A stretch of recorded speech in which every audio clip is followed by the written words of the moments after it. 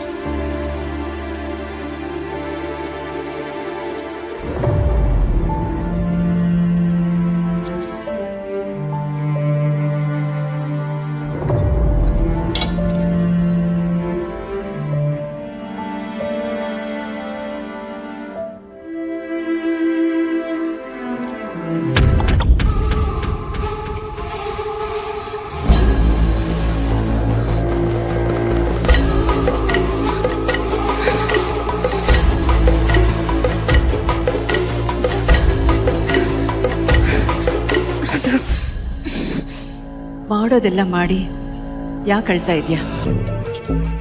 ಅಂತ ಅವಶ್ಯಕತೆ ಏನಿತ್ತು ನಿನ್ಗೆ ಕಳ್ತನ ಮಾಡೋವಂಥದ್ದು? ನನ್ನ ಕೇಳಿದ್ರೆ ನಾನು ಅಕ್ಕಿ ಕೊಡ್ತಿರ್ಲಿಲ್ವಾ? ಹೇಳು ಗಂಗಾ. ನನ್ನ ಹೊಟ್ಟೆ ತುಂಬಿಸ್ಕೊಳಕ್ಕೆ ಕೆಲಸ ಮಾಡ್ಲಿಲ್ಲಮ್ಮ.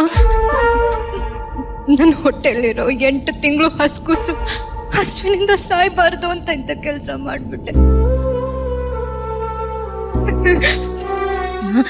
ನಿಮ್ಮ ಮನೇಲಿ ನಾನು 10 ವರ್ಷದಿಂದ ನಿಯತ್ತ ಕೆಲಸ ಮಾಡ್ಕೊಂಡ್ ಬಂದಿದ್ದೀನಮ್ಮ.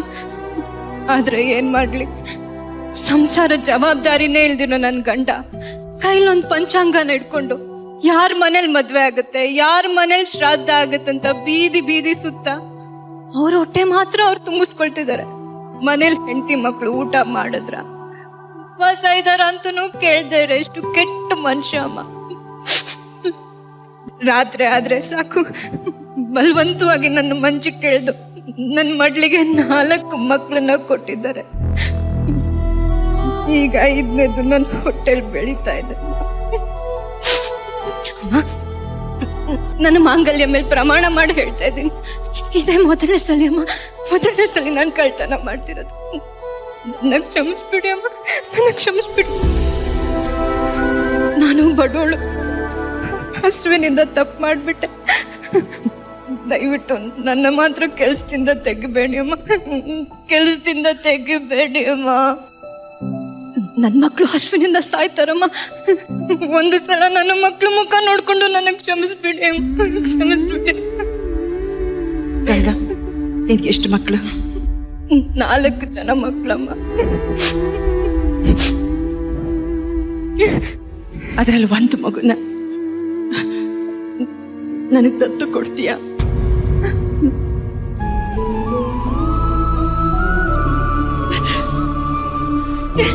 ಅಮ್ಮ ಅಮ್ಮ, ಒಂದು ಮಗುನ್ ಯಾಕಮ್ಮ ದತ್ತು ಕೇಳ್ತೀರಾ?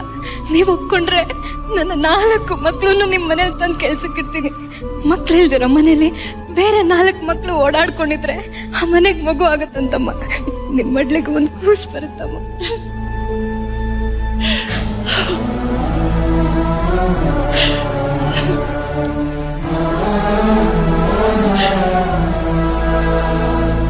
Got it.